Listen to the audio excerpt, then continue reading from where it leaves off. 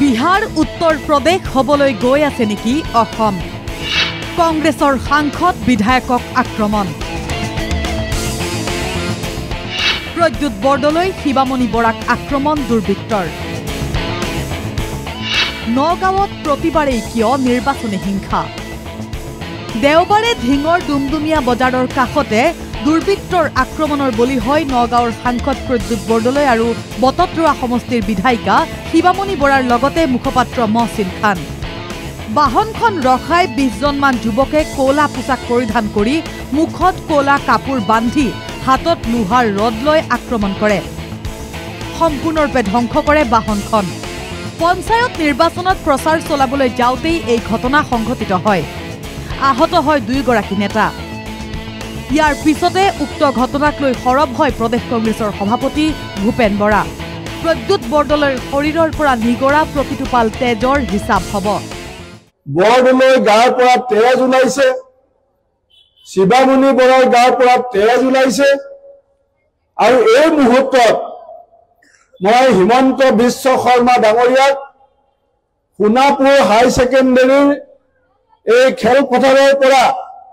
মই হিমন্ত বিশ্ব শৰ্মাক প্ৰত্যাহ্বান জনাইছো যে আপুনি বাহুবল ধনবল দেখুৱাই আমাৰ কংগ্ৰেছ নেতাসকলৰ ওপৰত যি আক্ৰমণ কৰিছে আজি প্ৰদ্যুৎ বৰদলৈ দেহাৰ পৰা যি তেজ নিগৰিছে এটোপাল তেজৰ বিচাৰ 2026 চনত আমি কৰিম সাংসদ প্ৰদ্যুৎ বৰদলৈ বিধায়িকা শিৱামণি বৰাৰ ওপৰত হোৱা আক্ৰমণ সন্দৰ্ভত প্ৰতিক্ৰিয়া প্ৰকাশ কৰিলে মন্ত্ৰী পীযুষ হাজৰিকাৰ মতে কংগ্ৰেছৰ দলীয় কৰ্মীয়ে আক্ৰমণ কৰিছে সাংসদক প্ৰকৃত কাৰণ ঢাকিবলৈ দোষাৰোপ কৰিছে বিজেপিক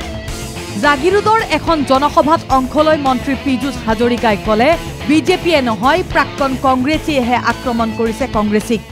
মইতো তেনেকৈ শুনিছোঁ যিসকলে টিকট নাপালে টকা দি টিকট নাপালে তেওঁলোকে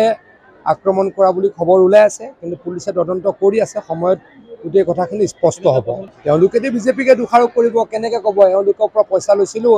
টিকট নিদিলোঁ তেওঁলোকে আমাক খেদি আহিলে তেওঁলোকেতো সেইটো ক'ব নোৱাৰে গতিকে বিজেপিলৈকে তেওঁলোকে বোকা ছটিয়াটো নিয়ম